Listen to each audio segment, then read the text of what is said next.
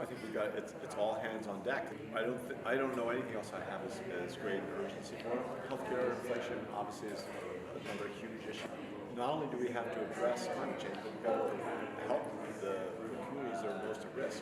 Not every town has a plan, right? You know, with a rising ocean, are you going to build levees? Are you going to move back? Or, how is each town going to address that?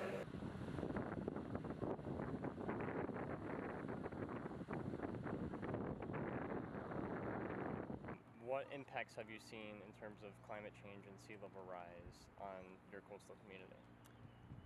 We've seen a lot of impacts in terms of the impact on the infrastructure and also the impacts on basically the quality of life of residents. We've seen increased flooding both in people's homes and in the roadways.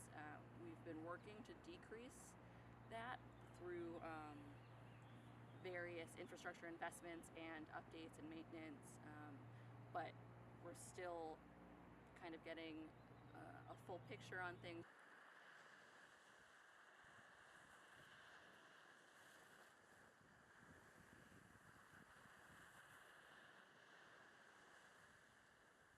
So first, it's to be aware of it, look at where the impacts might be, and try to plan for it as best we can. And so that means the next thing that would be helpful is support from the state, rather than people trying to erode the building codes or get around the building codes or not have setbacks from wetlands and low-lying areas that are going to be flooded more and more and more, to also look carefully and judiciously and get together on the fact, stop putting short-term gain at long-term risk.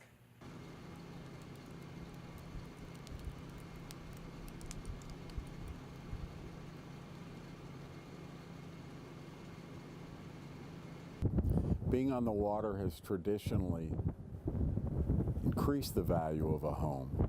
I think how climate change and sea level rise has changed that equation is that potentially in the future, I think it may have a negative impact on the value of homes on the water. People are going to need to know that there's a solution to our sea level rise and climate change issues before they feel confident investing in real estate. And if they're unsure about that, and if the problem seems imminent, it may, in fact, have a negative impact on that value.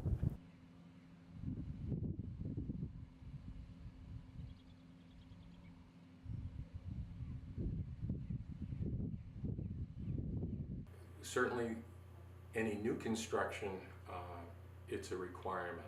You know, they're putting things up, elevated with breakaway walls and such. A lot of the building requirements do not,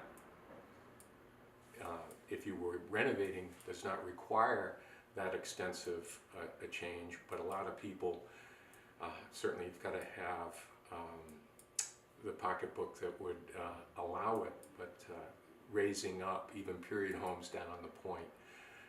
For example, a neighborhood we have that's located in part in the AE flood zone, and you've seen these 250-year-old homes lifted up with a new foundation put under them, so that will get the main structure and utilities above the level that would make a big adjustment in their flood insurance policy, and also eliminate a lot of the risk that's primarily due to flooding.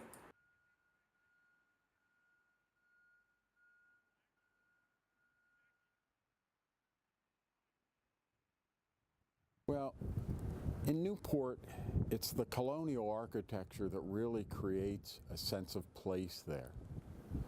If you go to Newport, you walk around certain neighborhoods on a quiet morning, you can almost feel like you're stepping back in time. You can get a sense of what it was like 300 years ago or 350 years ago.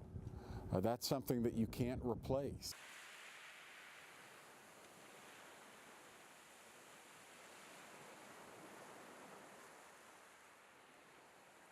Time is now to start making investments and looking for solutions for sea level rise because we can wait, but by then the water will be at our ears. So we're better off trying to find solutions now while we have more maneuverability and more time to make mistakes. Because once the sea level is increased, we won't have time to make mistakes.